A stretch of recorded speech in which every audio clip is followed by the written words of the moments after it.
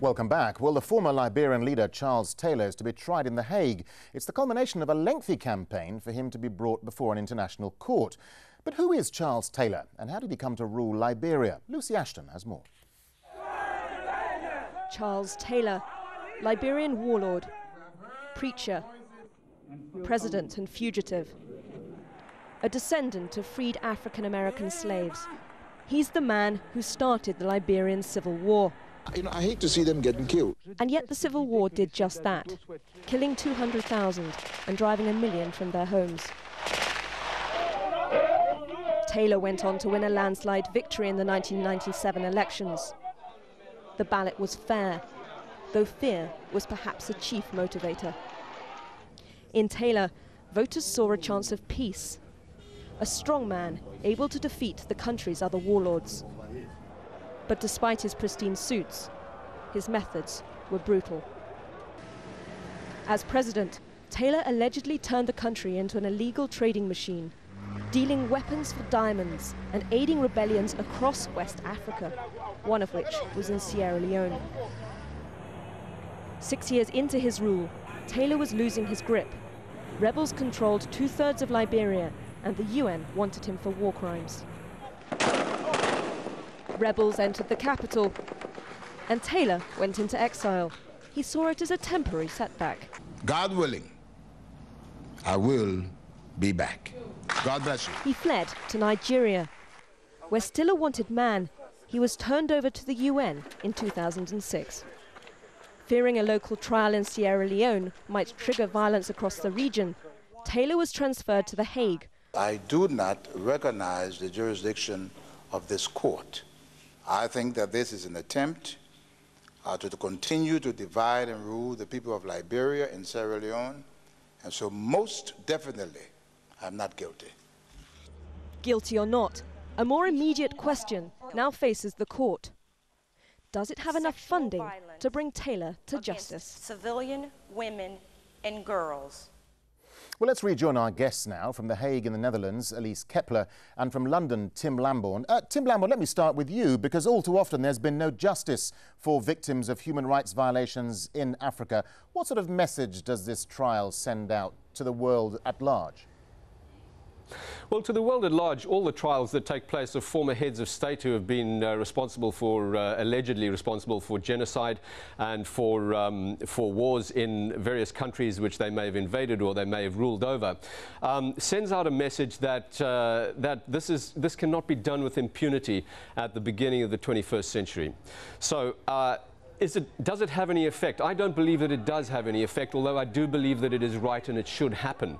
One of the problems is that we do have exactly what Taylor was referring to in that clip that was in your last package, which basically said he didn't recognize the jurisdiction of the court, nor did Mr. Milosevic when he was tried.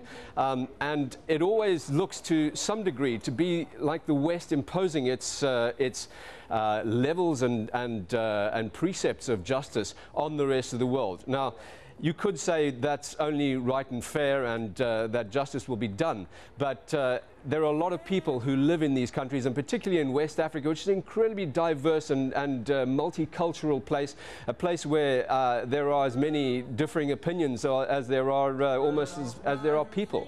And so whether this actually really has an impact upon other rulers who might be there at the moment or might be on their way up, I'm doubtful. Well, let's put that very question to Elise Kepler at The Hague, because Tim Lambourne seems to think it won't have much effect. I mean, if this trial is successful, would this mean the end of impunity for African leaders who, in the past, I suppose, have gotten away with alleged atrocities?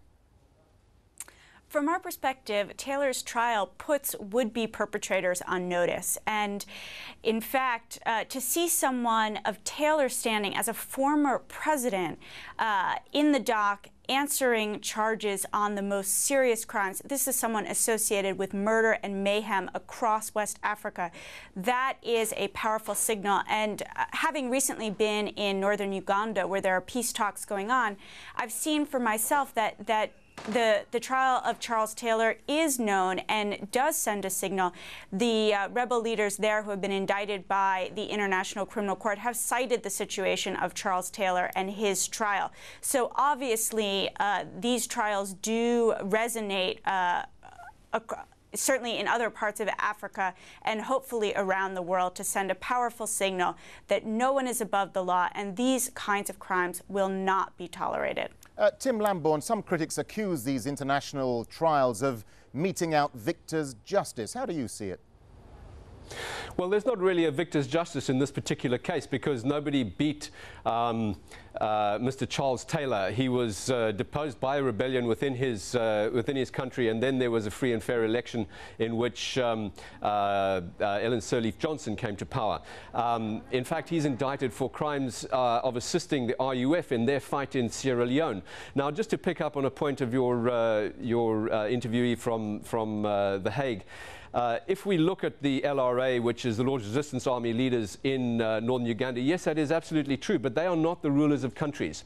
Let's take that further south and say, is Mr. Mugabe worried at all by the fact that Charles Taylor is being tried in The Hague? I don't believe that Mr. Mugabe thinks for one moment that he's ever going to end up in The Hague under trial. And so I think the thesis is a little thin.